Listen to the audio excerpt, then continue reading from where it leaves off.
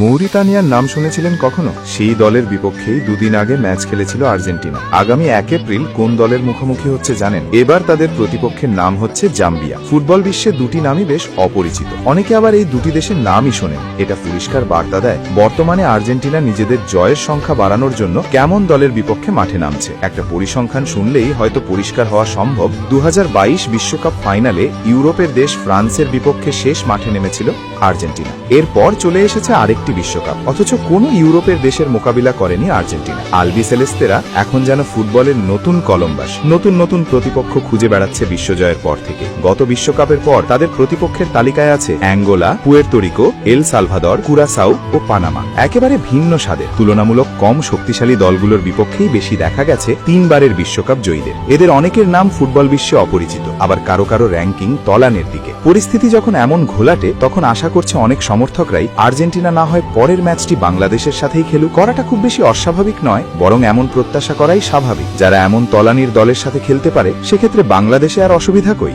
2011 সালে তারা বাংলাদেশে এসেছিল, তবে সেবার নাইজেরিয়ার বিপক্ষে মাঠে নেমেছিল মেসিরা। এর মাঝে জোর গুঞ্জন উঠেছিল, বাংলাদেশ চেয়েছিল আর্জেন্টিনাকে আরেকবার আনার জন্য, তবে সেটা আর হয়ে ওঠেনি। বর্তমানে যেহেতু আর্জেন্টিনা সবার বিপক্ষেই বেশ সহজে খেলতে রাজি হয়ে যাচ্ছে এবং ফুটবলের সব অপরিচিত ও দুর্বল দলের সাথেই খেলছে, তখন কি খেলবে বাংলাদেশের সাথেও? সেই আশায় প্রহর গুনতেই পারে সমর্থকরা। ফুটবলে তো আর না বলতে কিছু নেই, হয়ে গেলেও হয়ে যেতে পারে।